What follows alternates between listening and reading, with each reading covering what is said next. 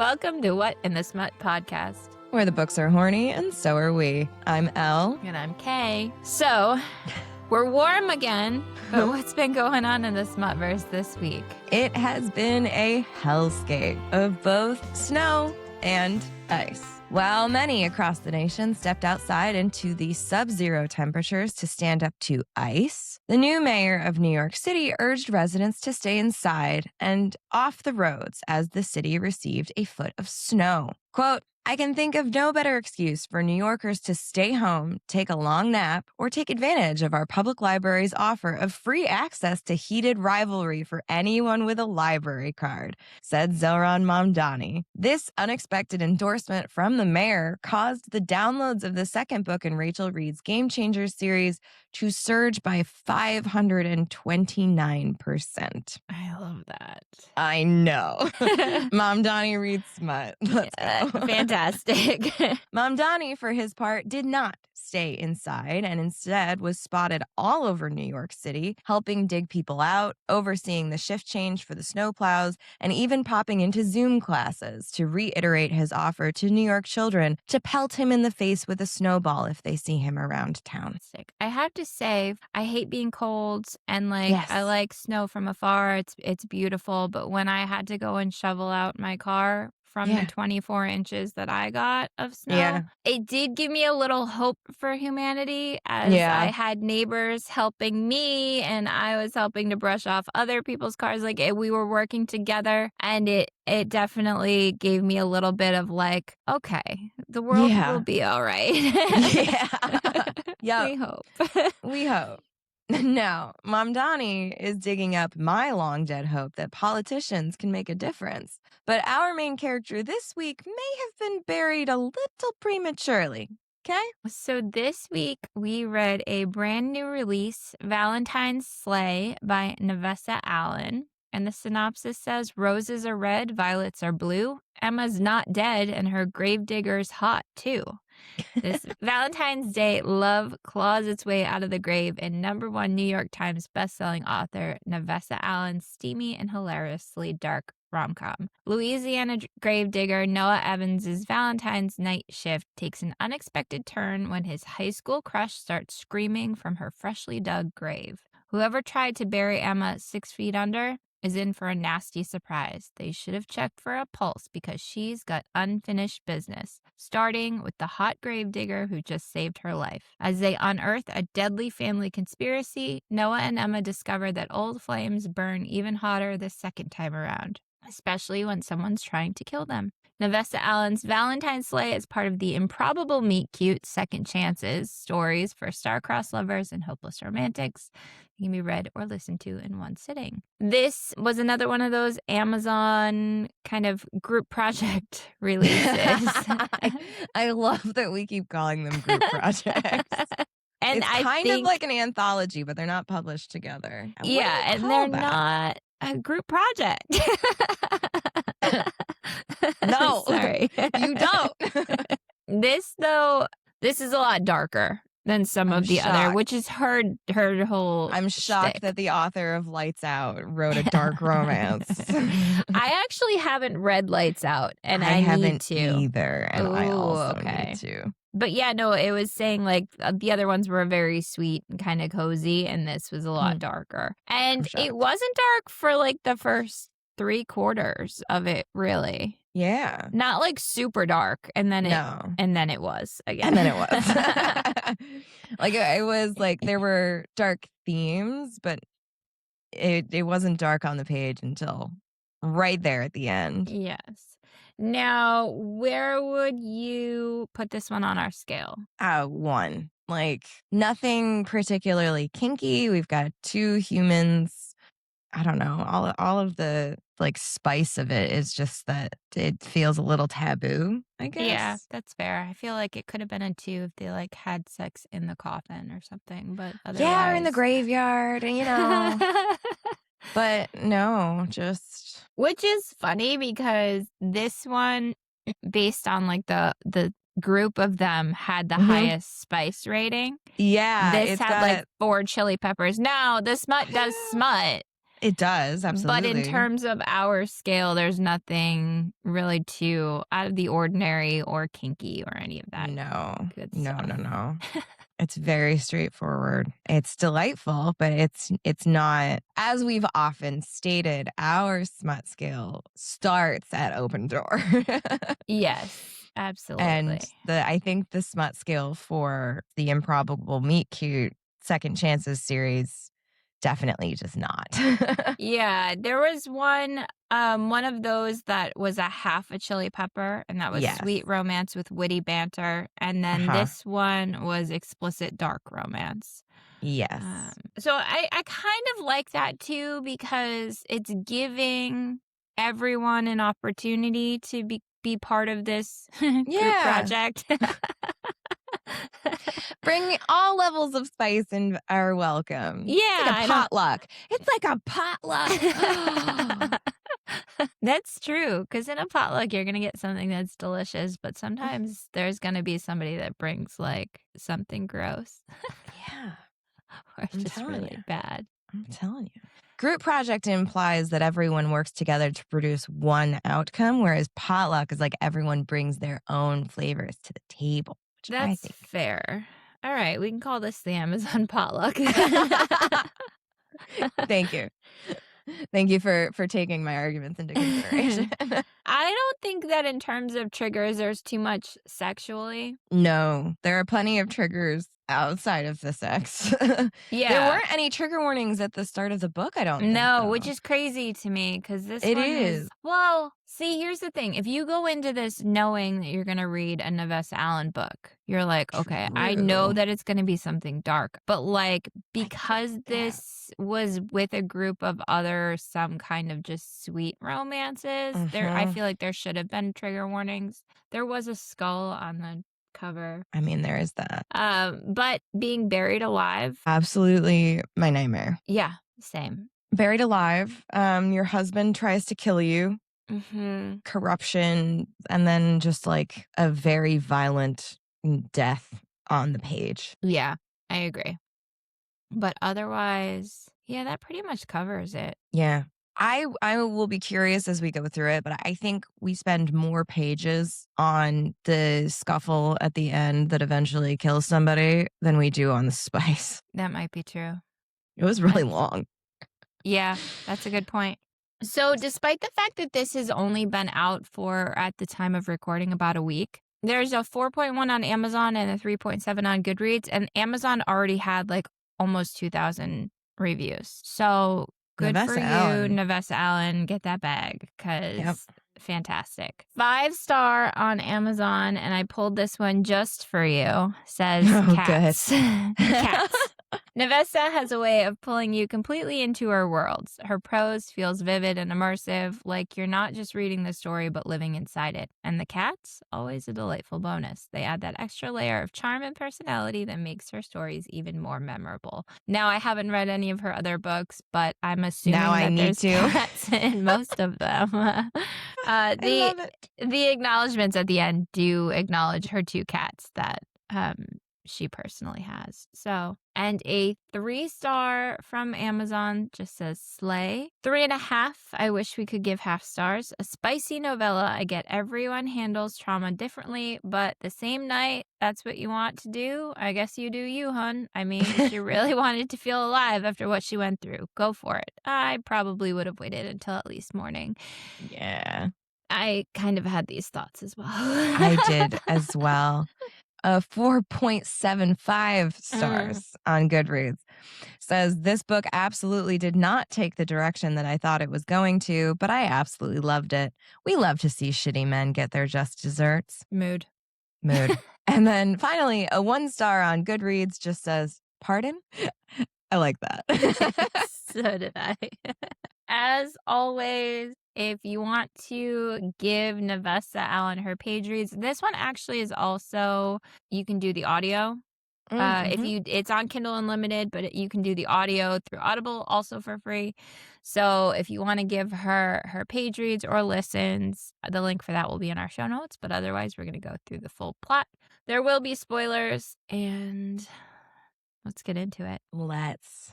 I was amused that we only got Noah's perspective the Yes. entire story until the very, very, very end, until like the epilogue. I agree. When I was looking at the chapters, it's like I was kind of intrigued to see like how's that gonna go with just his Yeah, perspective.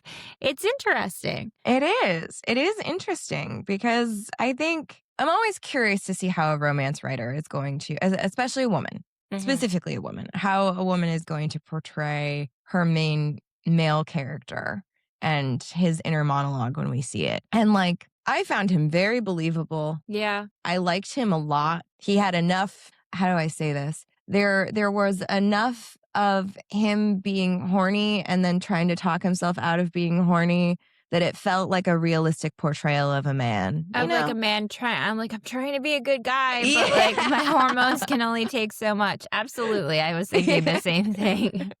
So we do start with Noah. We start with Noah in the cemetery, and it says someone was moaning in a cemetery at night.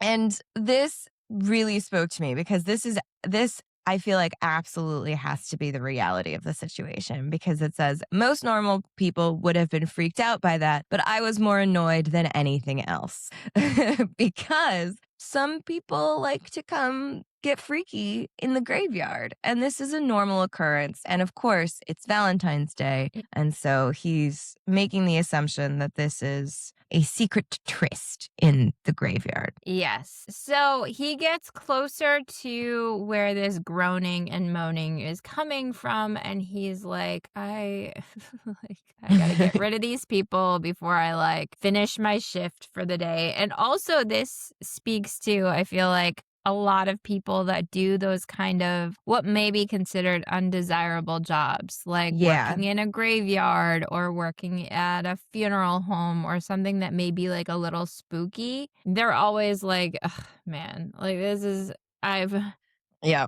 Of course, you're fetishizing death. I've had a long ass day. Can we please move on? So he's thinking about how, like, her husband, the one Emma that he just buried that morning, her husband was kind of a dick. He was a Hmm. doctor and his family owned the hospital. And it was kind of the worst kept secret in town that he was cheating on his wife all the time and all of this. So, like, we automatically hate him. I mean, it doesn't take much to get you and I to hate a fictional man in general. That's excellent A point. man in general. Excellent point. You It's wrong just- me or one of my friends or one of my fictional characters, you're dead to me. Correct. Absolutely. But Navessa Allen does do a very good job of making him so hateable in such a short period of time. Agreed. Like, I don't think we get dialogue from him until the very, very end, but we don't need it. I don't want to hear a word that comes out of that man's mouth. Absolutely not.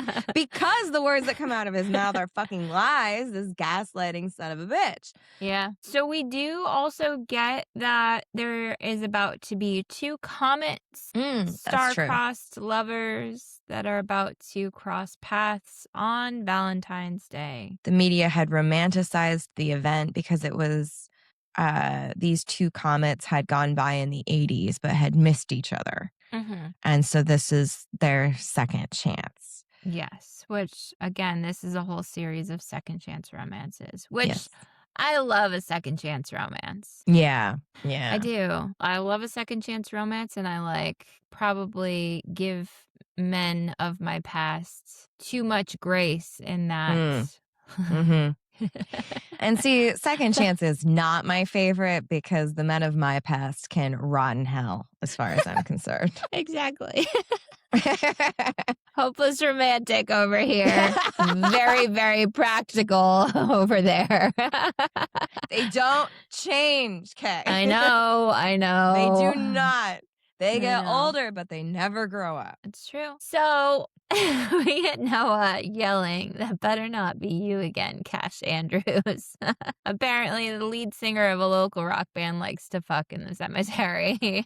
Love this. There's just enough like little details to make it feel like a small town. You know, Yeah. like there's like enough mentions of like people and places that it's just like, yep, you believe firmly that this is a man who grew up in this town and is used to dealing with the other locals. Yes. And it works. It's very well done. It was very well done. So the screaming and moaning stops for a minute, and then he gets an ear-piercing scream throughout the cemetery. Yes. And he's like, that is not a sex scream. That is No. terrified, a little bit muffled, Mhm. and the kind of scream you heard in horror movies and serial killer documentaries, the kind of scream you run from if you're smart. Unfortunately, I'd never been the brightest bulb in the box. I love it so much. I did too. We also get a little interesting tidbits about him because he's like, it sounds like a woman and there's no way in hell I was leaving her out here. My mama would tan my adult ass if she found out, and my conscience would never let me live it down. At least I was a big son of a bitch, tall, broad from long days of manual labor. If I knew anything about the kind of men who preyed on women, it was that they were all fucking cowards. So I was hoping I'd be able to scare them off without too much trouble. We also learn that he is tall, as in the standard Roman 6'4". 6'4". Yep.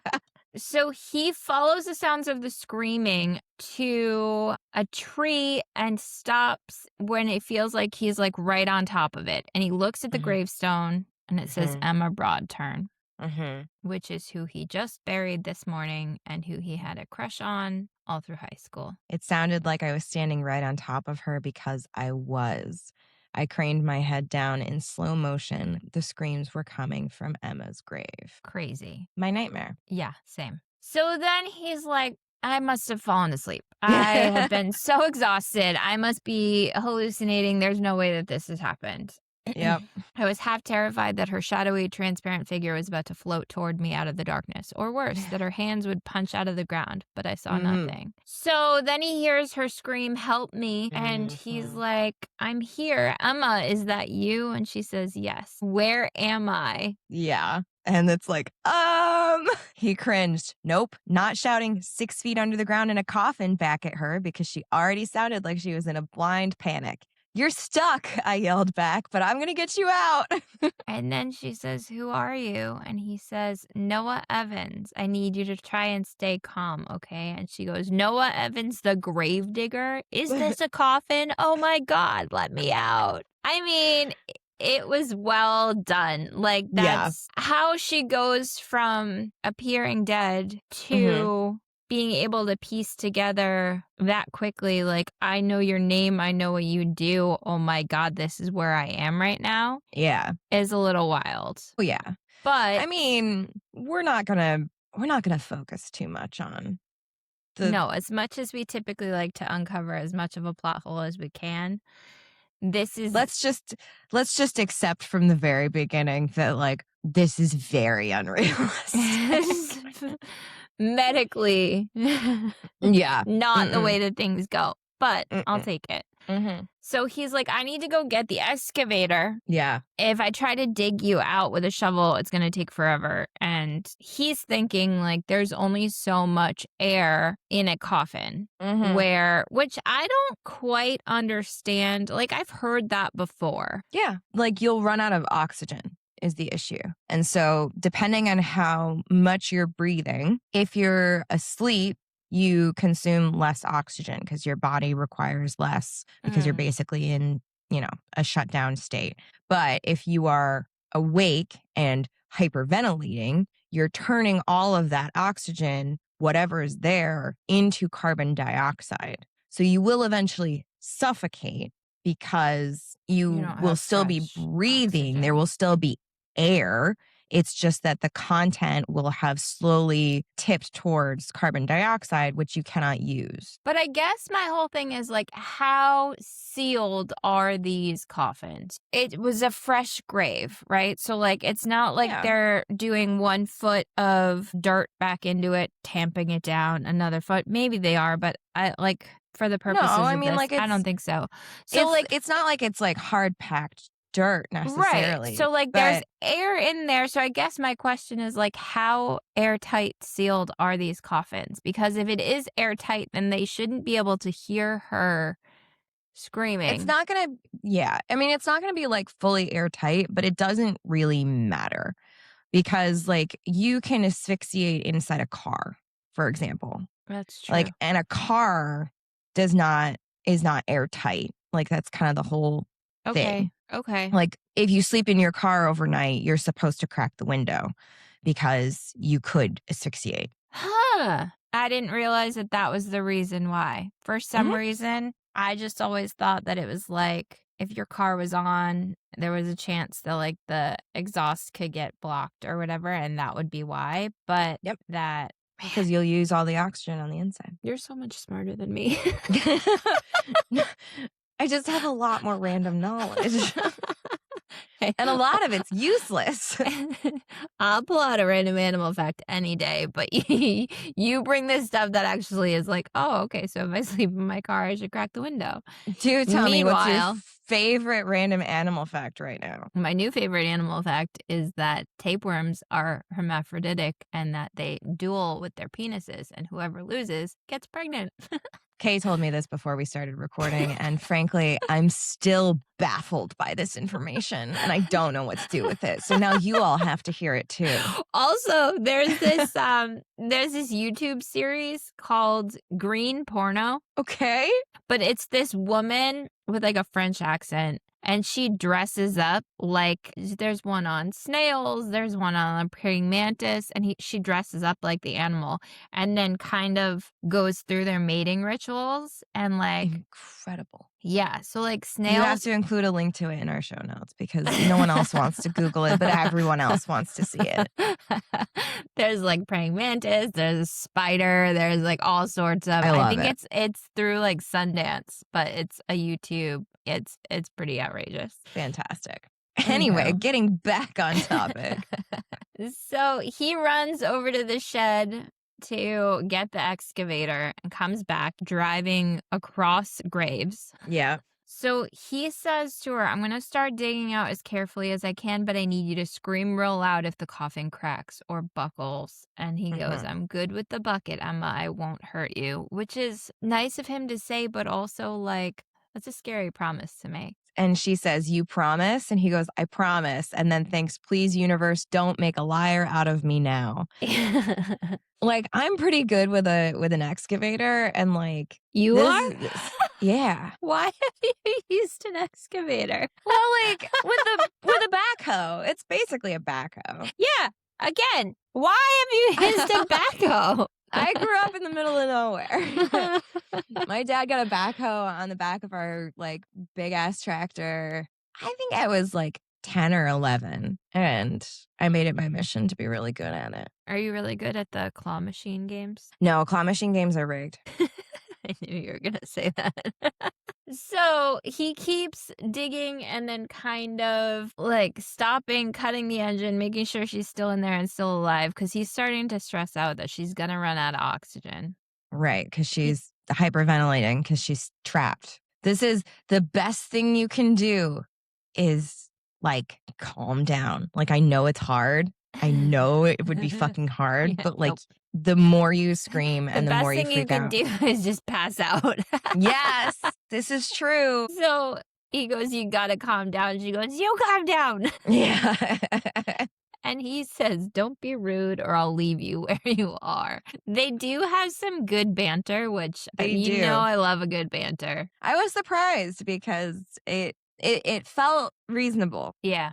He makes mention of his like dark humor because he works in a graveyard, and like that's just kind of where he grew up and how you cope. And she responds well to it also, and it really worked for me. I really liked it. I mean, it's nice to find somebody that you like get like that, you know? Yeah. Or like that, even though he's got some dark humor, that she just kind of takes it in stride, Yeah. you know? Yeah, exactly. He says, oh, come on now. You got to hear me up here sweating my ass off trying to get you out. And she replies, all I hear is your big feet stomping around. If you crush me, I swear to God, I'll haunt you.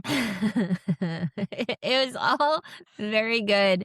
Yeah. And for the fact that it was a dark romance, like, and I think that this is how she, from what I understand about her other books, this is kind of how she writes. even with her dark romance, she's got some like sarcastic kind of snarky characters in there, which I love. And what's interesting too is like I would almost argue. What?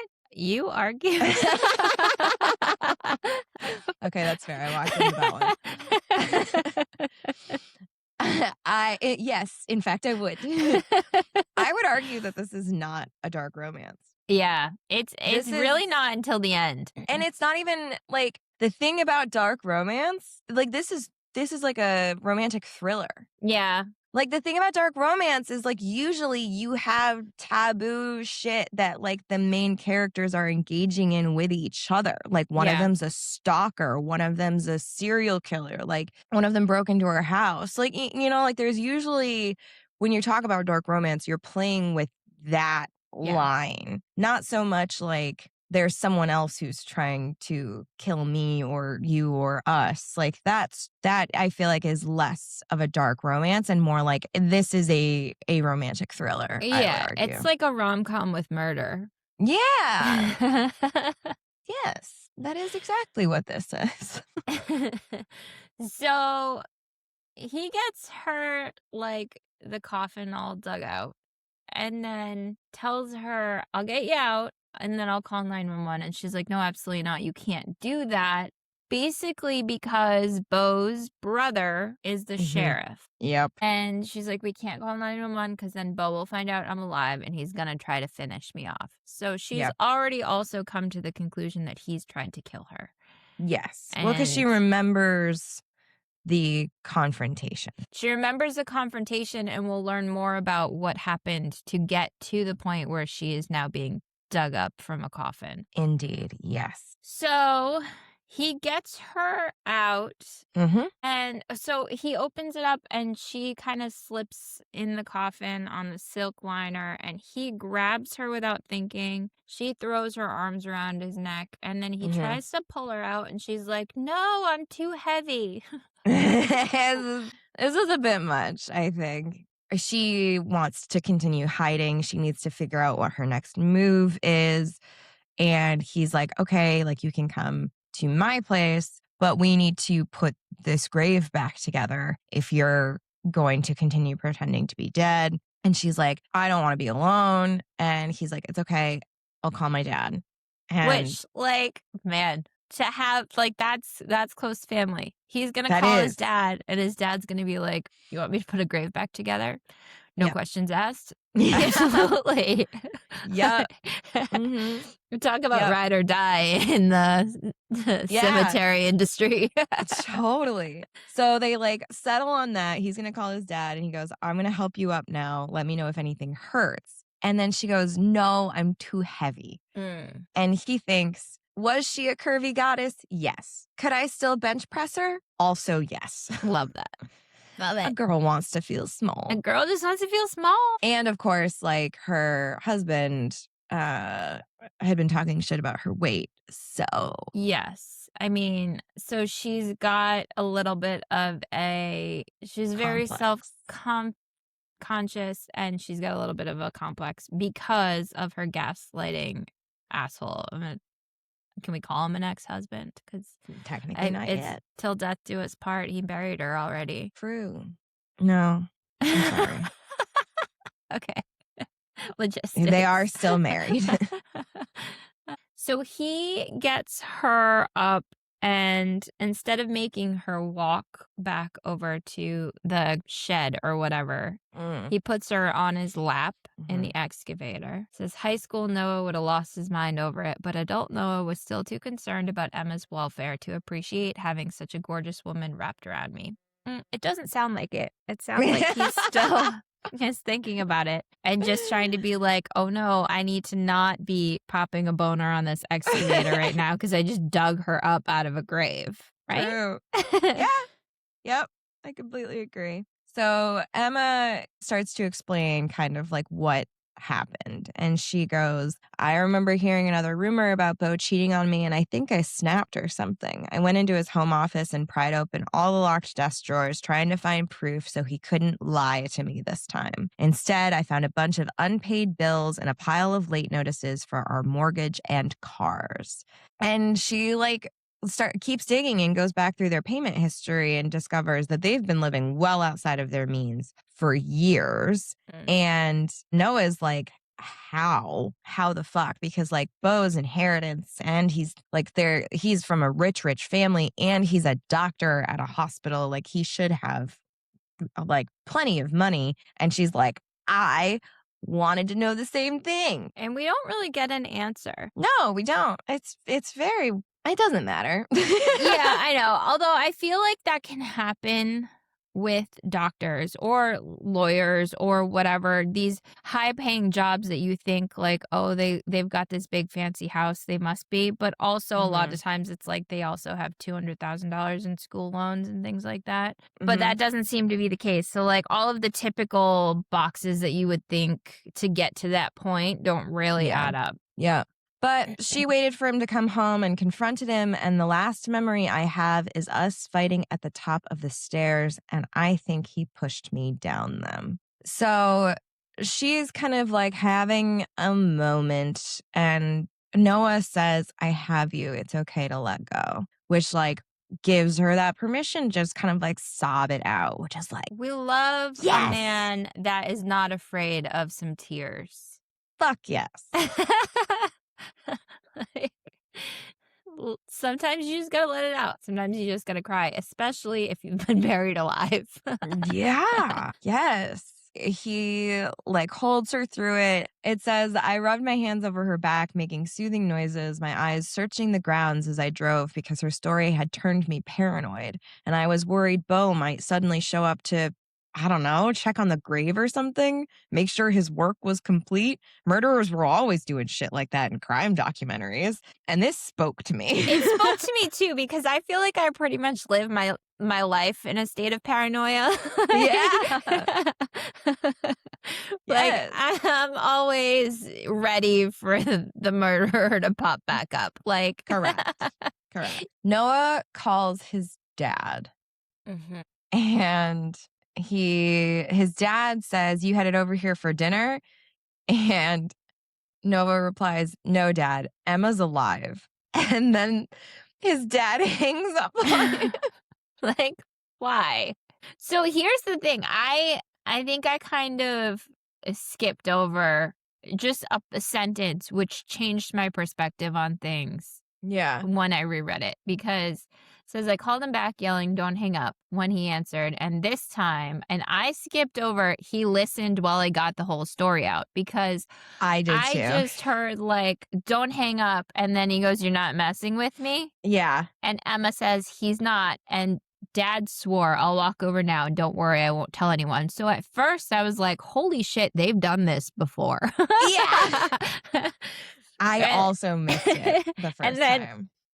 And then I reread and I was like, oh, no, he did tell him the whole story. Yep. But again, it's one of those, like, when you don't see some of that dialogue. Yeah. Although I guess easy for to get this, lost. It would have been like the same dialogue that we kind of just got. So like it makes sense, but it could change things pretty drastically.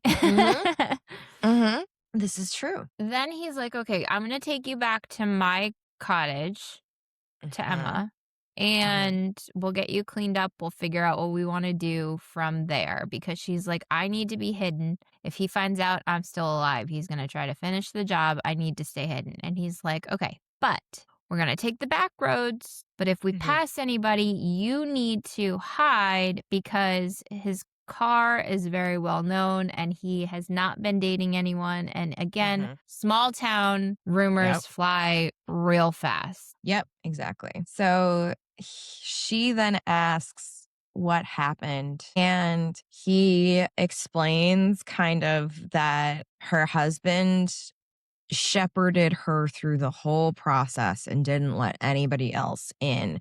He got her brought right over to the hospital without telling anyone there'd even been an accident. He didn't tell her parents. Her parents found out from his brother, who accidentally let it slip that she was in a coma. And then her parents tried to see her, but Beau said she was in too critical a condition for visitors.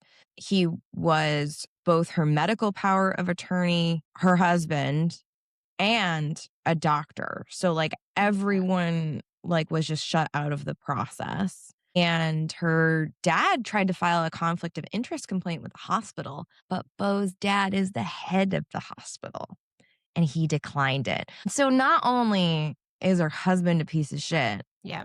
and his family like very, very powerful, but they're like Also pieces of shit. complicit. Yes. Yeah. Complicit in this. Which we will get down the road. True. They'll get theirs also. Mm-hmm. And this is like one of those things that it sounds like, man, this guy had way too much control and like that's really shitty. And I can't believe that that is something that is allowed to have happened. But it does happen. It does. It absolutely like, happens. Pretty regularly. Well, pretty in regularly. The real world. And also like in normal course of accidents, when it actually is an accident. It's true. This happens. But I'm just thinking about like the husband, the parents want to come see, or extended family wants to come see. And they're like, no, this is. Oh, yeah. I don't know. Yes. So the final kind of nail in the coffin, if you will, for Emma is that Noah tells her that Beau didn't give her parents a chance to say goodbye before he pulled the plug. And she says, I'm going to fucking kill him. And he replies, not to toot my own horn, but I am pretty good at disposing of bodies. Like that, like he's joking and she's like, be careful about what you're going to say to me right now, because I may very well take you up on that. Yeah. Mm-hmm. And it was a nice little addition. Yeah. She goes, do you know, I think he might have been trying to kill me for months. Mm-hmm. And now we get a story about how their marriage was not going well. There were all the rumors about cheating, but he also hadn't been touching her. And in the meantime had been saying that she was starting to gain weight. And then she wasn't feeling well. And she was having symptoms that were strange symptoms. He was saying that it must be some kind of autoimmune thing. But then he had gone away for a week and she started to feel better. So this is very much the like, pouring poison into the soup to keep her sick kind of situation. Absolutely. But it's also one of those things where it was very easy for her to attribute it to the stress of their marriage because similarly, if the source of your stress was out of town, you might start to feel better. And then when they come back, and then you feel less good again. But she goes on to tell Noah about how he hadn't touched her in months and how he had opinions about her weight. And she goes, oh, Jesus, I can't believe I just said that. I'm so sorry. We haven't spoken since high school. And here I am oversharing about my sex life. I felt this. Yeah. I have the same problem with like oversharing and being like, we're not that close. I'm sorry. I just gave you all of that information. Well, and what was funny is because I feel like we are guilty of this to each other. Yeah. Noah replies, we've trauma bonded. The normal bounds of conversation no longer apply. Same. Grateful for you. Yes, there's no such thing as TMI. I want more. I want all of the information. There's no such thing as too much. I'm going to ask you details you don't even want to share. Likewise. So he goes, Beau's a fucking bastard. He should have been the one begging you. Christ, didn't he realize what he had? And this is just so sweet. It is so sweet. She's like, do you really mean that? And he says, you're the most beautiful woman in the Tri-County area, which is like so small town. Yeah. And if a man doesn't make you feel like that every second of your life, then they don't deserve to even stand in your presence. And I'm not just talking about your appearance. You've got a beautiful soul too, Emma Miller. He calls her by her maiden name. Yeah. So she says, you know what's crazy? And he's like... well, she says, I literally just crawled out of a coffin and I feel better than I have in recent memory. Which some of that is the trauma bond. Oh, yeah.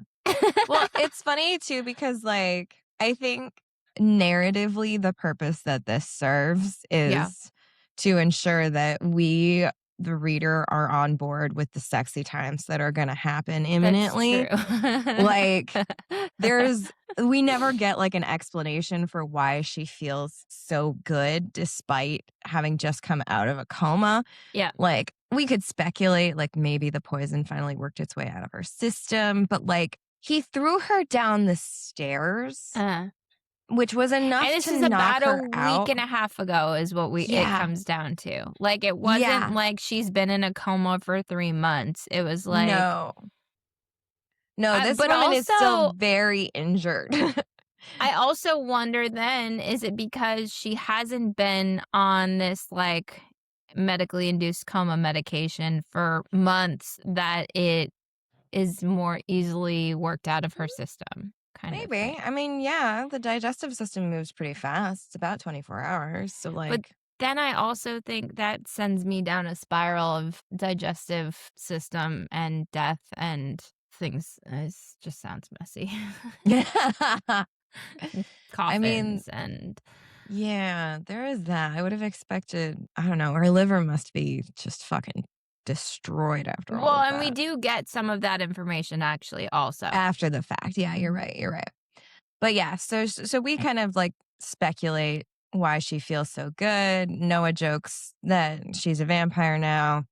And then they kind of get to, do you think Bo might have medically induced your coma or something? And then kind of Noah puts the pieces together and thinks, like, what if all that control and coercion and keeping everyone else at bay was so that no one was there to witness him administering drugs? Like, if, like, he could just easily keep you out, keep you unconscious until you were buried, where you'd just quietly suffocate to death in your sleep. The fact that you managed to stay alive for at least 8 hours is a goddamn miracle. So they go back to his cabin and it kind of gives a nod to his ex, Mizzy. We've heard of her already because it's a small town. So someone saw him driving around. It had Mhm. been at least 6 months since he and Maisie had broken up. And his cabin is designed nicely because Maisie did all like the home decor, which realistic, Yeah. funny. I mean, 9 times out of 10, if a single man has a nicely decorated home, those touches were typically put there by a woman, whether that be an ex or their mother. Or a interior designer that he paid. That's true. More often than not, it's the first 2, though. You're right. You're right. I was just allowing for the benefit of the doubt. So she is like, "Oh, it's nice in here." And he's like, "You sound surprised." And she goes, "Oh, sorry, no, I meant," and then she's like, "Yeah, I am surprised. I expected a lot more plaid and animal heads mounted on the walls. It doesn't even smell bad in here. Very impressive." And he says, "Wow, the bar is in hell. Which made Ain't me it, think of you. ain't it the truth?" And she says, "It really is. In my defense, all I hear from my unmarried friends are dating horror stories. You wouldn't believe how many single men in this town put their mattresses right on the floor." Hmm. And he says, "Not even on a box spring?" And she goes, nope. And he replies, heathens. I love their conversations. I love the Me banter. too. It's very, like, despite the fact that she just had a very traumatic incident, and so did Uh-huh. he for that matter. To be fair, yes. Yes, that would be very traumatic. So he's like, "Okay, I'll get you some clothes. You can borrow some clothes. We'll get you a nice warm shower, get you Mm, all cleaned up because they're both covered in dirt." And she's like, "Please don't leave me," because he was going to mhm. go downstairs and make something for them to eat. She goes, "Can you just stay in here?" Interesting request. I mean, it makes sense to me.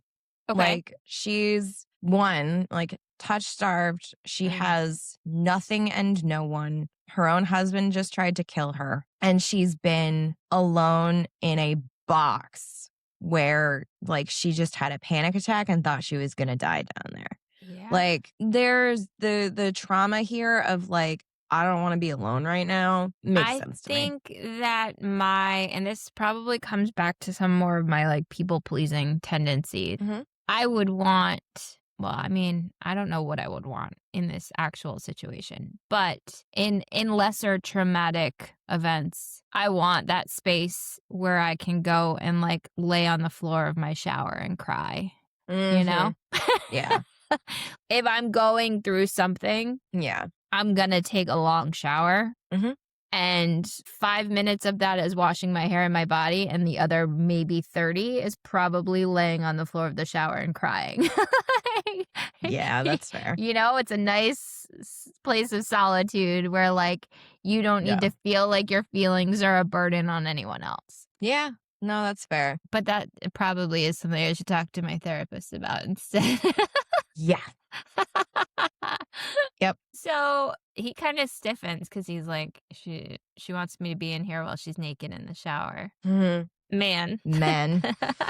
She's like, I'm sorry, you don't need to. Oh my God, I'm such a baby. And he's like, no, you're not. It's okay. I'll stay. Mhm. It makes sense you wouldn't want to be alone. I was just worried you'd end up feeling uncomfortable with a strange man loitering out here. So then she's like, I know we haven't like seen each other since high school, but like even after you broke up with Maisie, she said good things. Yeah. Which is a huge green flag. 100%. You can have a relationship that doesn't go well and doesn't end well or Mhm. just ends, and you can still say, like, they're a great person. They just weren't my person. Yeah. We've read a lot of novellas. We've Yeah. read a lot of really long books, a lot of really short books. And it is impressive to me that you can create a very real feeling character Yep. with With a very lot of real depth. with a lot of depth and a lot of real experiences in such a short space, of pages. Like this was really, really well done. Like Noah felt like a real character who was flawed in a realistic way. The other thing that it does too is give you the green flag of like they were both mature enough to talk about it and like communicate about what they wanted and where they were going to get to that conclusion, however sad it might be. Like all of this is just like enough showing, even though we are getting it told to us, but the details that are being told to us are nuanced enough that it shows you the kind of Yeah. person that Noah is without it feeling like, oh, this is a lore dump. Well, and it's also like all of that is in one paragraph. Yeah. So you get all of that information very briefly, but in enough of a way to get all of that extra information out of it. Absolutely. So Emma's like, she's like, well, that doesn't mean that I don't know you. And then she's like, I'm not trying to hit on you. I just thought I was going to die alone down there. And now I'm worried that if I'm left alone again, I'll feel like I'm right back in that coffin, which makes sense. And he's like, okay. I'll be right over here. I'll turn around. I'll give you some privacy. He like gets the water all set for her. Then he goes into man mode and he's like, a few seconds later, the sound of shifting cloth hit my ears and I forced myself to tune it out, to not let myself imagine the sight of the most stunning woman I'd ever seen stripping naked behind me. No way in hell was I sexualizing this angel after what she'd been through. And this is another one of those, like, you're not responsible for your first thought, but you are responsible in the way that you react to that thought and the actions that come from it. So, like... And he passes the test. Absolutely. For, what's for funny? now. She does not. Nope. Yeah. I mean, for now, he passes the test. Yeah. I mean, you can only be expected to do so much. So, he's thinking, like, Bo had found a way to get her, like, to get around the laws, to get her buried alive, essentially. Yeah. And he's like, what would have happened if I wasn't there, if I hadn't worked late? Like, so she's like, okay, you're good for him to be able to not be facing the wall anymore. And she moans at the heat of the water. Yes. And the water pressure. He's like telling her the brand and where he'd purchased it, and then is trying not to think about the sound that she made. Again, like, he's really trying to rein it in, and I can appreciate that. Yep. And so he goes into what I would call true crime podcast listener mode. Yeah. Which is starting to think about motive.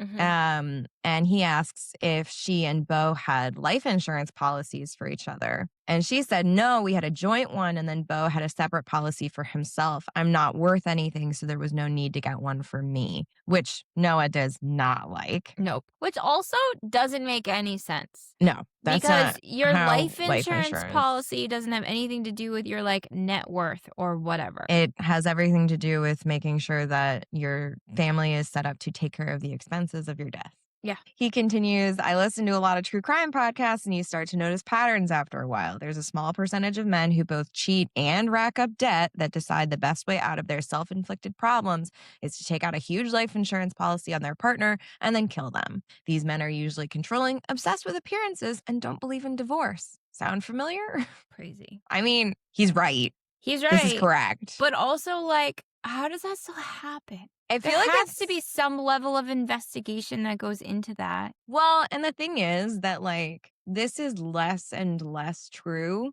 as society becomes more and more Aware? aware. I think like aware is one way of putting it, but also like in the same way that like the DHS can't really lie or can try to lie about what happened to Renee Good and Alex Preddy.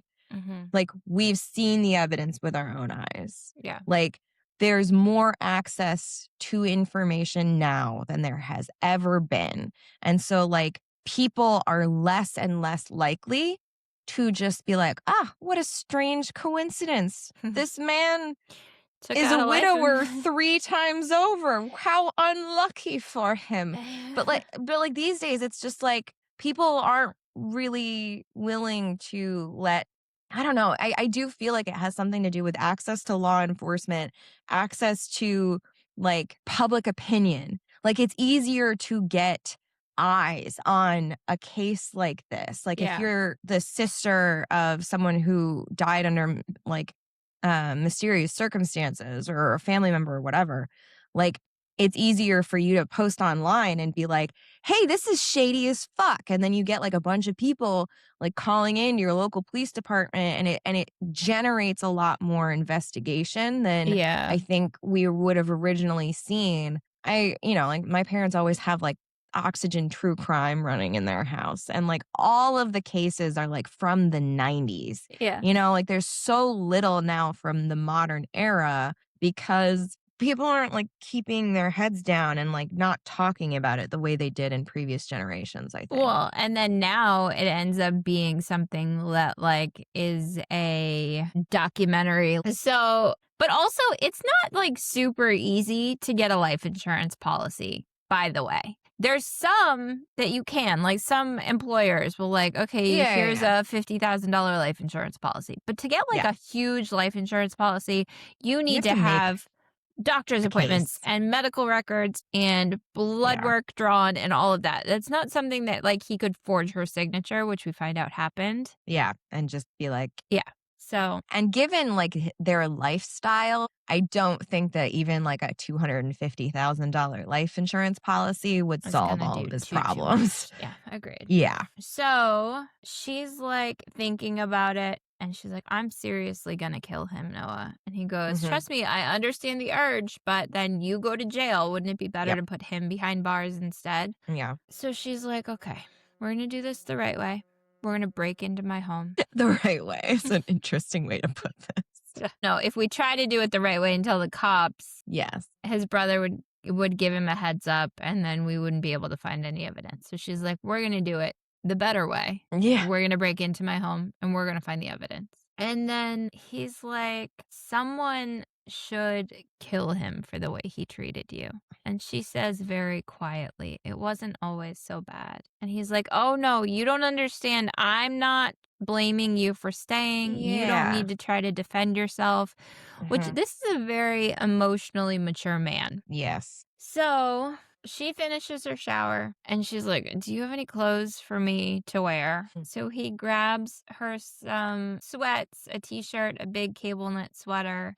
And then we get the information sounds so that cozy, it does sound cozy. We get the information that he is 6'4". And immediately I was like, standard romance I main have it character height. highlighted. I do too. I do. It's Because always it's just like, always it's so 6'4". funny because I didn't notice it until you Mhm. mentioned it. And now it's like, if we get a stated height, It's they're 6'4".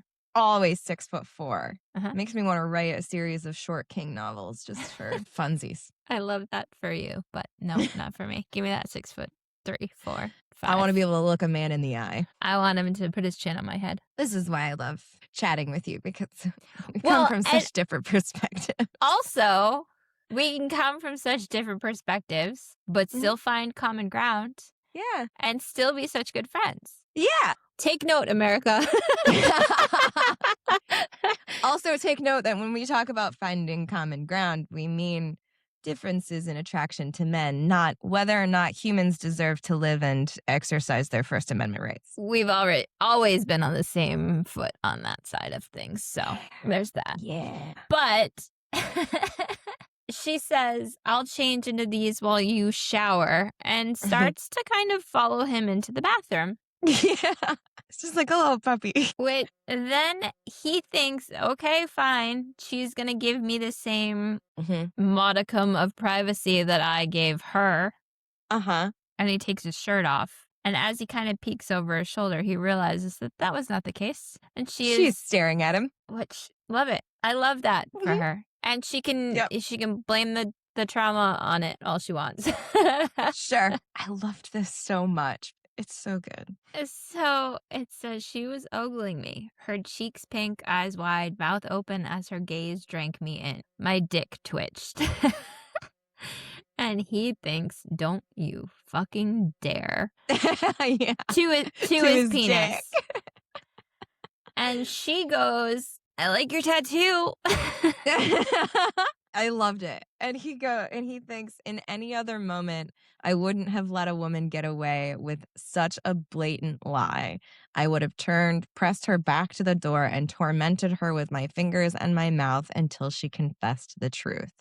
But that wasn't what this was between us. It couldn't be, so I made an exception. Thanks, I said. I mean, pressed against the door. Mm-hmm. Damn. Yeah. So this is also a man with some emotional intelligence that it has the wherewithal to know the time and the place, but also when it's the time, the place is up against a door.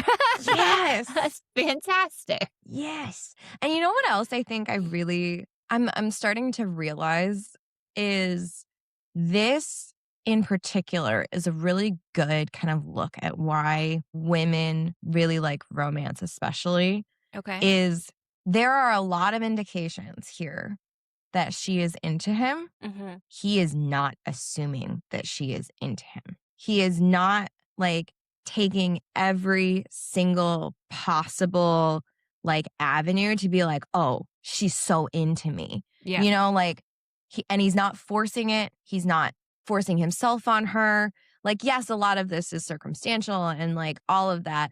But I feel like so often in the real world, we run into situations where it's like, oh, she's a service worker, a waitress, works at a coffee shop, is being polite. Mhm. And a man will be like, she's flirting with me. She wants me. And like, I feel like in romance, Those men also thinks that the strippers like them. Yeah. Yes. Those ladies, they are too good for you. Yeah. And you know what? There's If a reason you have to pay to see them. And if they make you think that they like you, then they're doing their job well. Yes. I don't know. I found Noah to be very compelling and a pinnacle that men could aspire to, not because he's 6'4" and hot, but because like he does all the right things and thinks the right things and does a good job of like emotionally regulating. So he showers and he's like, I can understand why she had moaned when she got under the water. Like, this does feel really good after a long day and then a little bit of trauma. And he asks her when he turns the water off, am I good to come out? And she says, yep. And he opens the curtain and she's just staring right at him again. Yes. She did not turn around. No. Now, I mean, I guess she's not really She's in not her right mind. Yeah. So then she's like, I'm sorry. I thought you were asking if it was okay because I was dressed. Right. If I was decent, because I was naked when you went into the shower and I was getting dressed out here. And he says at the same time, I'm sorry, I thought you were turned around. And this was so cute because she says, you must think I'm a pervert. And he goes, yes, which is funny. And she says, I'm so sorry. And he goes, not your fault. It was a miscommunication. Now are you turned around? And she goes, I am. And then like he comes out and he goes, you're all good. And she doesn't move. And he's like fully dressed now. And he goes, are you okay? And she goes, no, I've put myself in timeout. 3 minutes left. I love this. This was so funny. So cute. It was really cute. I liked it. He laughed and then just kind of like went about with his normal routine of after he gets out of the shower. Also, the man puts on a pair of gray sweatpants and a white Henley. Mm-hmm. She cannot be held responsible for her actions. mean, it is no wonder that despite the fact that she had just been buried alive, she wants to climb that man like a tree. Yes. and a tall tree he is. See, you can't climb a short king like a tree. Not with that attitude. So he asks her if she's hungry. She's like starving. And he's like, you know what? You've been in a coma for a week. We probably should be careful with like how much food you eat and how solid it is. Which is wild for a man to think preemptively about a woman's tummy troubles. Indeed. Because I love the meme going around that's like all hot girls have tummy troubles. Yeah. Because like, damn, if that ain't the truth. Yeah. So he's like, I have leftover beef stew from last night. I could heat it up and put that in a blender. It's got everything you need. Low carbs, high protein, and nutrient dense. And she goes, a meat smoothie sounds delicious.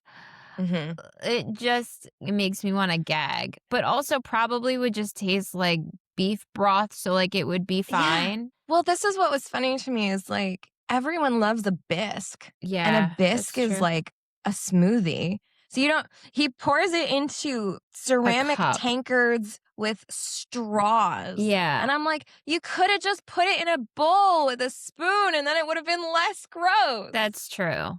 I mean, I didn't think about it in terms of a bisque. I was just thinking about it like I don't particularly like beef stew anyway. Oh, I love beef stew. I don't know why. He's like, I can make something else. She's like, no, I'm starting to get lightheaded. I do need to eat something. It's fine. Let's just do this. Yep. So he heats it up. He blends it. They try it. And she's like, I'd even go so far as to say it's decent. And he puts his on the counter and pushes up his sleeves, getting ready to clean the dishes. Emma's eyes dropped to my forearms and her cheeks pinked again. I glanced down, wondering what had caused the reaction. But it was just my forearms, maybe a little more vascular than normal because of, was that it? Was Emma a forearm girl? I flexed a little and she wrenched her gaze away. As a forearm girl, mood. He was flirting with his forearms. Yeah. I love it. Yeah, it's I'm good. obsessed. So then he's like, oh, no. I need to get myself back on track. Don't do that.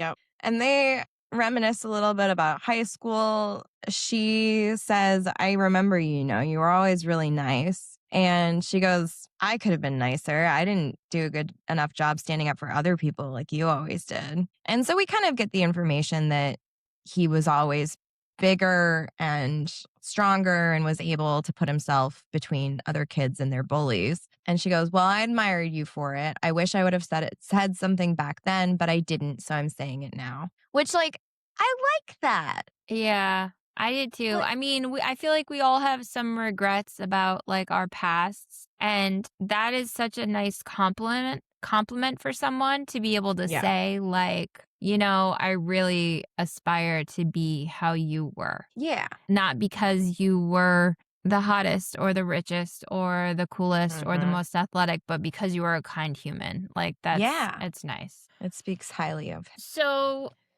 then they're like trying to figure out the sleeping arrangements. Indeed. And she still doesn't want to be left alone. No. And so he says, you'll sleep in my bed. I will sleep on the floor in front of the door so that you know I'm there and that no one can get in without going through me, which is very sweet. They have a domestic moment of brushing their teeth together, Yep. which is like, it's the little intimacies that I That think makes me think of, Bring bring It it on. On. Yeah. Yes. That's exactly right. Yeah. Where they're brushing their teeth and, like, competing with how much toothpaste they're spitting out. That's what that made me think of, yes. Yep. Very, very. Millennial of us. Yeah. They get up to his room and he's about to turn the light on and she realizes that she can see out the skylight and can Yeah. see this comets. And she's like, Mhm. "Oh, wait a minute. If they're about to meet, then that means it's Valentine's Day." And he's like, "Yeah." Mhm. And she goes, "He buried me on Valentine's Day. Yeah. Damn, he really hated me." And it's sad. It is. But then Noah says, actually, he hates himself. Men like him can never face their own flaws. So you, with all your light and laughter and love, became the target of that self hatred. Which is, I mean, it's true. It is. And it's like a deep thought to come out of a smutty novella. Oh, yeah. Is Yeah, that yeah, yeah. like when people, the way that people treat you is not necessarily always a reflection of you, but a No. reflection of them and how they feel about themselves and the world around them. Yeah. And she says, why are you so wonderful? And Noah, continuing to be the fucking best, says, I'm, I'm not. I'm decent at best. The bar, as we've already established, is just in hell. Because, like, he's correct. This is basic human decency, Yeah. And, like, she disagrees and says, no, you, Noah Evans, are my hero. You literally saved me tonight. Accept my praise, damn it. Which felt like something I would say. Yeah. So she wants to watch the comets for a bit and asks him to come watch with her. So they lay next to each other in the bed. And this was also very funny because she says, can you? And then she goes, never mind, it's stupid. And he goes, say it anyway so I can make fun of you. And she goes, well, I'm definitely not now. And he goes, say it. Say it, say it, say it. I'm the youngest child. I can keep this up all night. Say it, say it, say it, say it, say it. It's Yeah. funny. It's It's funny great. and it spoke to me a little bit. Oh my gosh. And she goes, I was going to ask you to hold me. And it says, I shut up. She dropped her head back, closing her eyes. Go ahead. Tell me how sad and desperate I am. And he goes, I would never. And so he pulls her into his arms. I slid an arm under her neck and rolled her into my side. Her legs slid between mine. My other hand snaked around her waist, pulling her close. She buried her face into my chest and dragged in a deep breath, a shudder running through her. As she exhaled, she relaxed farther into me, her body molding to mine like we were made to fit together. It's very sweet. Damn. It's so Mm, good. yeah. And he thinks, I need to calm down. Traumatized, I remind myself. She's just been deeply traumatized. Her husband had tried to kill her. I dug her out of the ground. Yep, that did the trick. The threat of getting turned on disappeared in the face of my fury. So I love the like, I'm a man that will fight for your honor. It's Fine. good. Yeah. So then she starts getting some wandering hands, She which does. I can relate to. Uh-huh. She looks up at him a little bit and then he's like, Emma. And she goes, I'm being pervy again, aren't I? And then she apologizes and she's like, I almost died and you're Noah, you're so handsome and nice and he goes, and you really like my tattoo? I love a callback. Like I do too. It's so it just good. so she's like she apologizes and he goes, "Don't be sorry. Death or near death does this to people. I've gotten hit on more at funerals than anywhere else. This is just your body's natural response craving a way to feel alive instead," which is probably true. Yeah. And she goes, "And it's probably worse for me than most since I haven't come in so long." Like, what? God damn. Sure, let's throw that out there. And he's like, "Not even, like, on your own?" And she goes, "No, I was Yeah. so sick for so long, and Beau had opinions about my weight gain, and it started to mess with my self-image." Mhm. And then he growls. Mhm.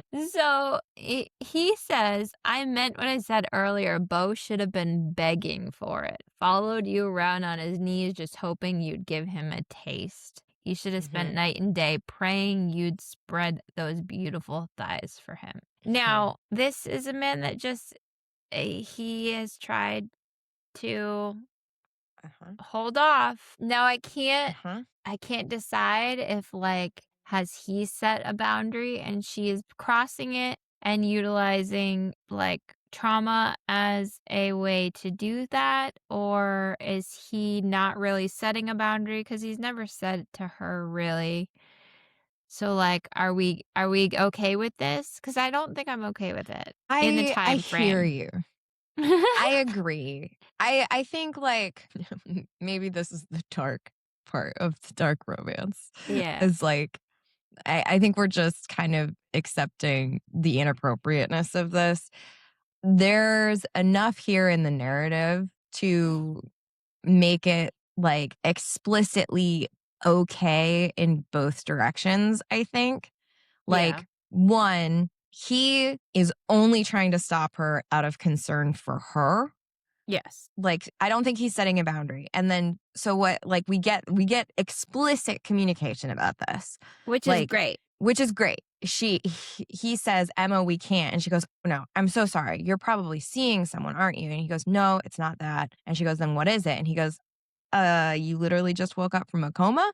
And she goes, "Is that all that's stopping you?" And he nods and she goes, "I'm fine. Please fuck me." And he goes, "Emma, you're killing me. I'm trying to do the right thing here. You've just been through one of the most fucked up weeks I've ever even heard of. You need rest, recovery. I'm worried you're not in your right mind and I'd be taking advantage of you."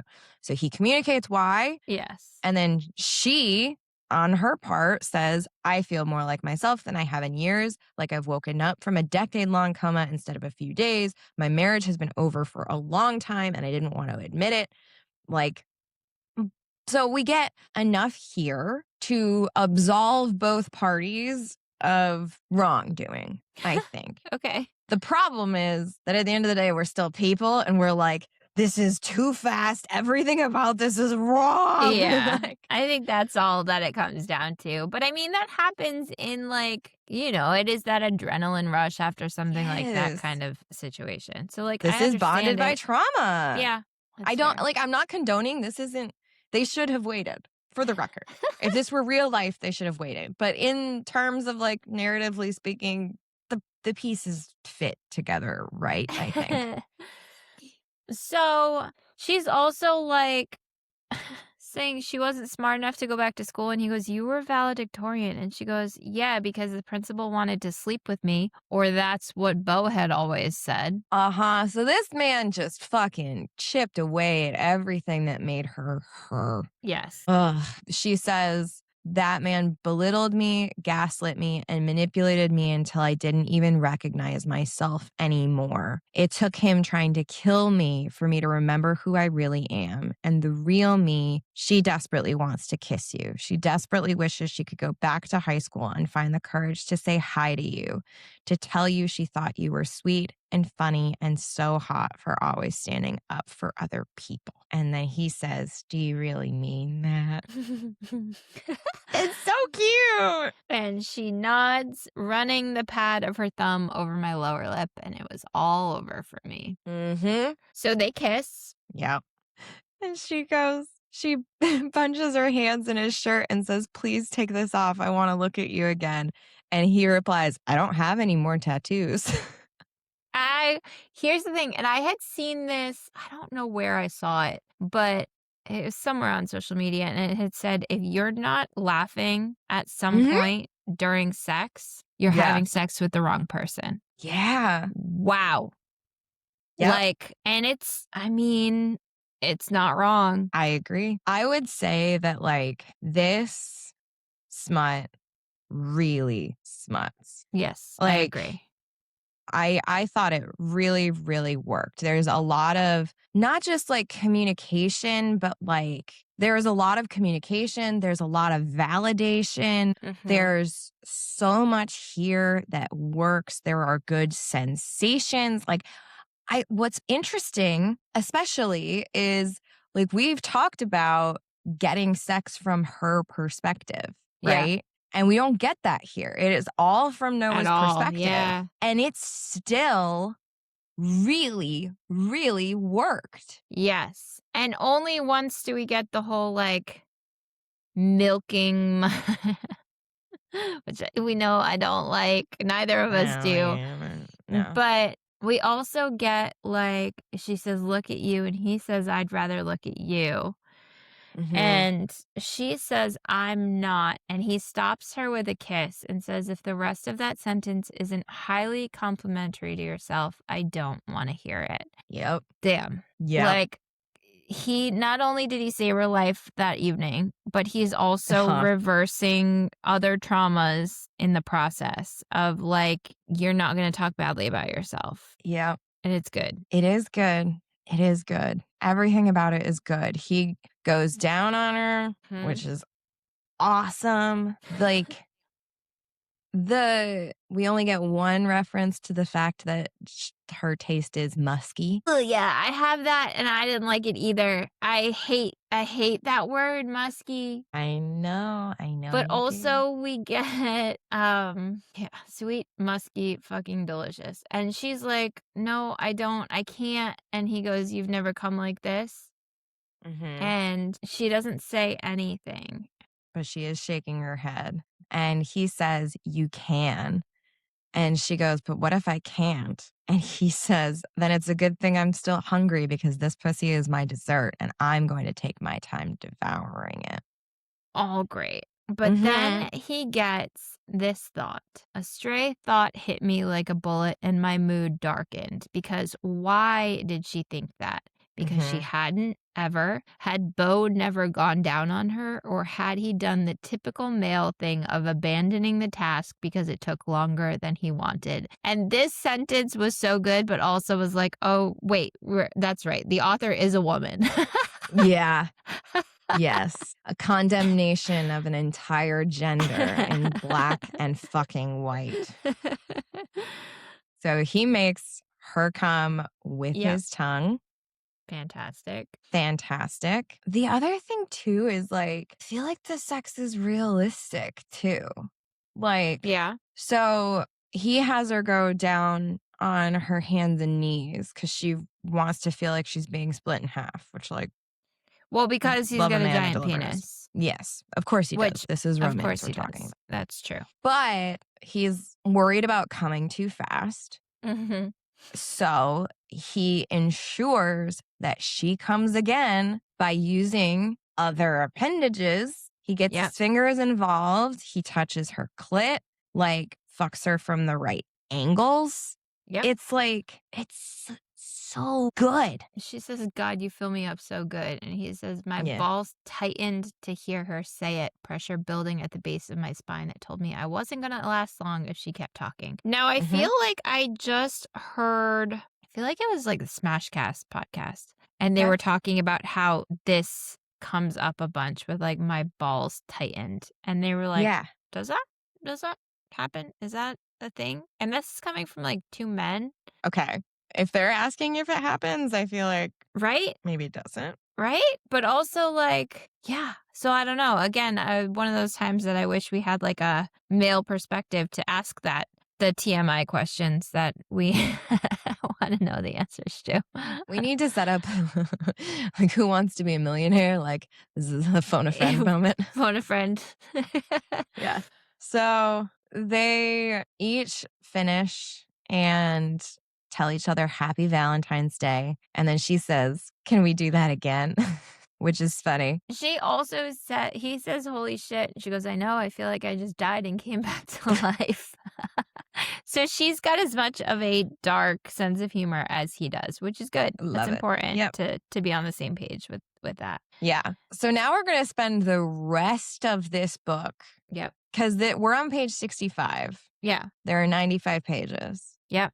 and we are going to spend the rest of it breaking into her house looking for evidence. They get into the house. They go upstairs into the study, which is on the 3rd floor. Mm-hmm. Then they hear a noise downstairs because they'd watched for Beau to leave and go to Yes. his shift. But it appears he came back for some reason. And they're like trying to hide in the Yes. hopes that he forgot something and is going to like come in and then leave again. But basically, they get into a guest bedroom on the 3rd floor, and he pushes Emma's towards the closet and tells her to hide. And he turns to shut the bedroom door to a narrow crack, right? Yeah. So it's dark in the room. There's some light in the hallway, and he wants to be able to watch the stairs. And then he hears someone coming up the stairs. And as he looks into the hallway, he sees a spot of darkness deeper than the rest rising into view on the staircase like something out of a horror movie. Beau. And from the longer, thinner shadow extended out in front of him, he was carrying a shotgun. Which he thinks to himself, this man has tried to kill his wife now multiple times. Mm-hmm. And here he is now holding a gun. I need to protect her, whatever the cost. Mm-hmm. Now, lights are off. Mm-hmm. Beau's in the dark. And then he Mhm. whips around, and all of a sudden, the shotgun is pointing right at Noah. Mm-hmm. He doesn't see Noah. He doesn't realize he's there. So he goes into the study, office, whatever. Yeah. And Noah sneaks out of the room he was hiding in and somehow finds a paperweight in the hallway. I stalked toward the office, snagging what looked like a paperweight off an end table in the hallway. It was heavy in my Sure. hand, a little larger than a softball, but oblong and dense enough to do some real damage if wielded with force. Now, Beau comes out of the office. He tries to hit him with this thing. Mm-hmm. Beau ducks out of the way. Then we find out that, like, he was a high school wrestler. So, like, Mhm. he's good with this tussle. Yep. The shotgun goes off. Mm-hmm. Emma screams. He asks if she's okay. And then Beau goes, who else is in here? The fear in his voice making me think he'd recognized his wife's voice but couldn't believe it was her. So the gun goes off 2 more times, and he thinks to himself, like, good, this brand type, whatever, Model of shotgun. that's the Yep. word. Yeah. This model of shotgun only holds 3 rounds. Yeah. And that means that he's done. So Mhm. then they start fighting, like physical fighting. Yeah, just wrestling essentially. And then Emma says stop and turns on the hall light, and Beau immediately goes into gaslight mode. Mm-hmm. And he sounds relieved to see her. He says, you're alive. Oh, thank God.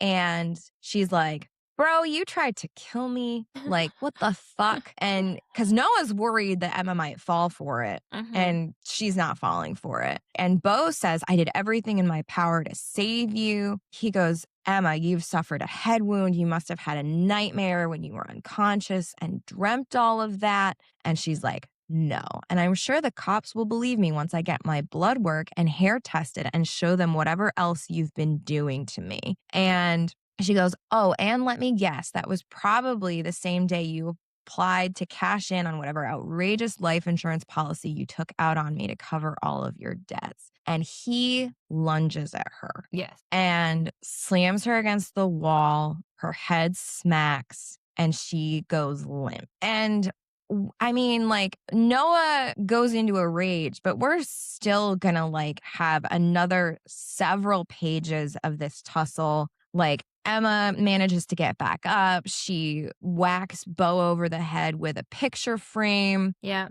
Beau ends up pulling another round out of his pocket and goes to load the gun again. And then finally, Emma gets a hold of the gun and swings it over the top of Noah's head as she yells, duck. It hits the side of Beau's head and he falls sideways and falls over the railing 3 stories. Yeah. And there's a very descriptive sound of what happens. This is like where it need becomes the that. dark side of it, but like Yep. this isn't the romance part. Like, No. is it the dark romance because they're like murdering someone together. Maybe? It's I not like they're gonna guess? have sex at the top of the stairs over his No. dead body or something. No. And we aren't going to like, I don't know, we're not even going to like be shady about this and like disappear into the night and be like, yeah, Bo's body was discovered days later. They call Right. the police, they call the state police. Yes, they call the state police and they tell them basically that, like, you can't get the town involved because Mm-hmm. they'll mess with your investigation, whatever. So Yeah. they go to a different hospital, Yep. not the hospital in town that his Yep. family owns. They go to a different hospital. The detective is very kind to them and he says that was quite the story. Mm-hmm. And Noah goes, "Please tell me you believe us." And he says, "I do, because it's too fucking crazy for you to have made it up." Okay. Fine. Sure. Why not? And then we get like not an epilogue, but kind of an epilogue. It's It's the a year next later. chapter, but it's a year later, your favorite. My favorite. It is again Valentine's Day. And this is from Emma's perspective. And Emma comes in and she says, "Don't be mad." And before knowing what it is about, he responds, "I'm furious." Yeah. I loved it. It's I great. did too. Yep. So she comes in. He's making beef stew. Mm-hmm. Cute, I guess, romantic, but also like, ew. I just don't Okay, like it. insert whatever your Insert comfort whatever meal is here. yummy. Yeah. Okay, fine. So she is surprising him with 2 kittens, which I Yep. knew that you would love all of this. Mm-hmm. And he's like, "How many are in there?" And she's like, "There's 2." And he heads up towards the stairs. She's like, "Where are you going?" And he goes, "1 second." And he comes downstairs and he's also got 2 kittens. Yep. So now they have 4 kittens. Yes. From the same litter, Yes. it sounds like. So they had both decided to surprise each other with 2 kittens from this litter that Gina Shaw had found on the side of the road and was having trouble finding homes for. And they decided to keep all of them. It was funny because he goes, "I'm not taking mine back, but by all means, please feel free to be heartless and return yours." Yeah. And she goes, "Noah." And he goes, "Kidding, obviously." So they keep all 4 kittens. They're talking about kind of the fallout of the scandal from a year ago. She eventually got her hands on the money from Bo's life insurance policy, which had just been enough to cover all of his debts, which she's responsible for, which is fucked because marriage, Well, I guess. Yeah, and that's what it all comes down to, is that like Yeah. those debts were They were a single tax entity, unfortunately. Yeah. But she had a little bit left over, so she's going back to school, which is exciting for her. They talk a little bit about like all of the news stories that had been run about them and how it went national and all of that. We also get the information that he had been poisoning her with arsenic. Yes. Which had really messed up her whole system. Yeah, her organs were damaged, which And makes sense. so Noah's helping her, lining up all of her medications. And then he goes, "I pissed on his grave today." Yeah. Yeah. Which is very funny. And she's like, "Come on." And he's like, "I waited until there was no one around. Don't worry, whatever." They're being all lovey-dovey. And he says, "Emma Evans has a real nice ring to it." And she goes, "It does, doesn't it?" He hands her a kitten and he clears his throat and shoots a pointed look at the kitten's collar. And she looks down and realizes that right next to his little tag is the most beautiful diamond ring I had ever seen. So Too fast. At least they're not already trauma bond. married, That's but true. too fast. As you get older, I feel like it's not as much. They're 32. Oh, that's very specific. Did it say 32 in there? I don't Yeah, remember. at the very beginning, it Okay, said that's fair. that a freak accident had taken her life at 32 years old. Okay. And I'm assuming they were in the same grade, but I Okay, fine. That's fair. But I mean, It's not like it's not like they're they're in in their their 50s. 50s. Yeah, that's fair. Listen, Elle, if you know, you know. Okay. I maintain this is too fast.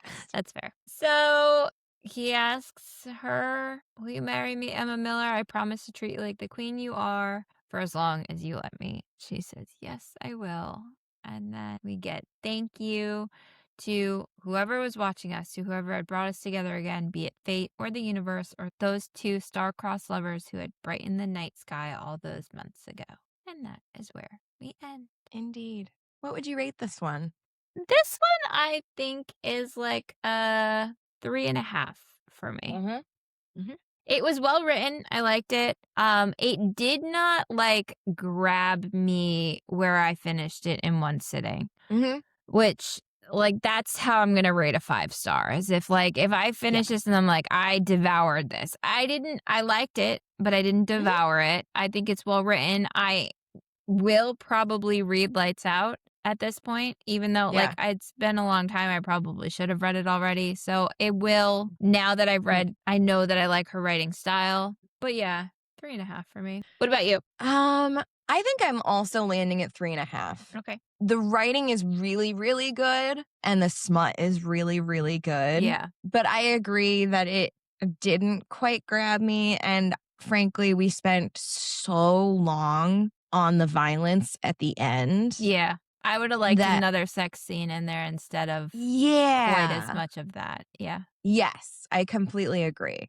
But all that being said, it's my favorite time of the episode. Yes.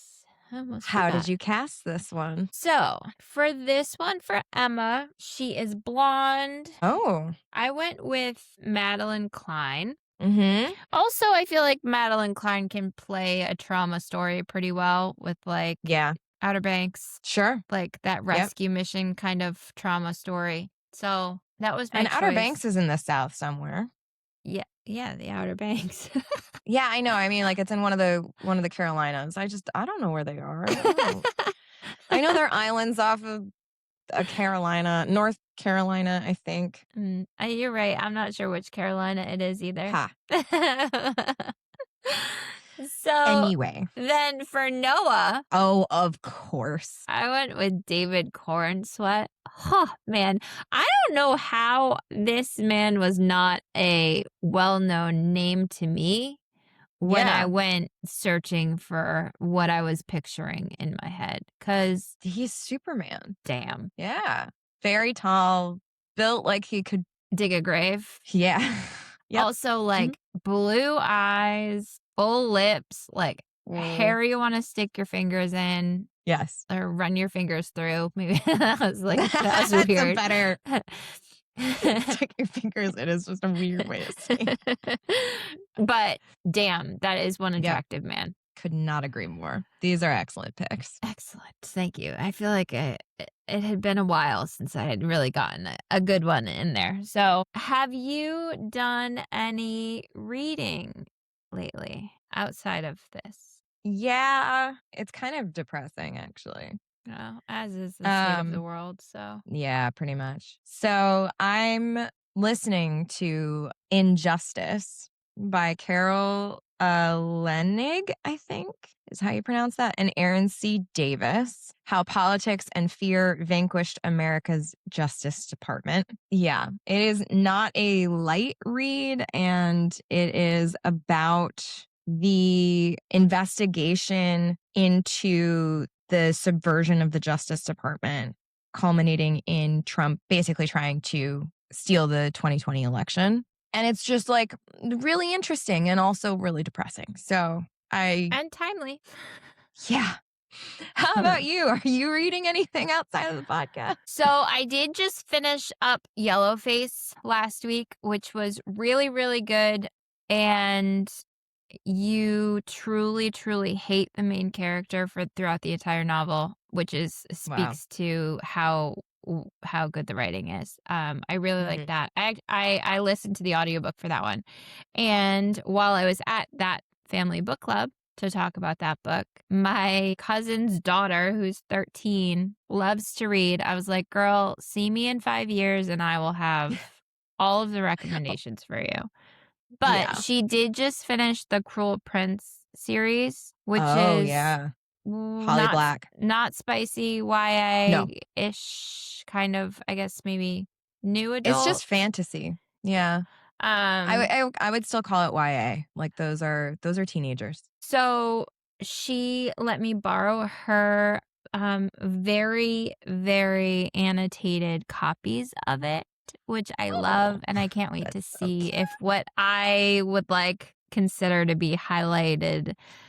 And Yeah. she had a lot. She's like, "Well, they're all written in," and I'm like, "That's fine. I just want to read the books." Like she devoured them in like a week and a Yeah. half. So, I'm I excited to love start that. those. And also, it's been a while since I've done like a physical Yeah. book. Yep. So yeah. So, what are we reading next week? Next week, since we are fully in the middle of at time of this release, Black History Month, we are going to be reading a Black author, Surrender, an erotic short by Rilsey Adams. This one looks fun. I love a single pact. Yes, so do I.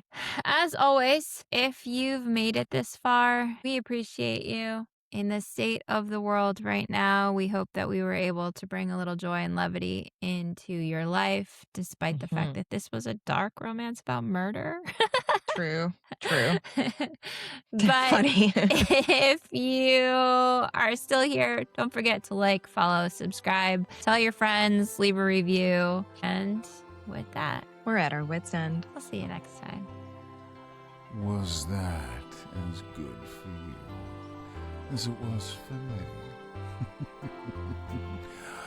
You have been listening to the What in the Smut podcast with Elle.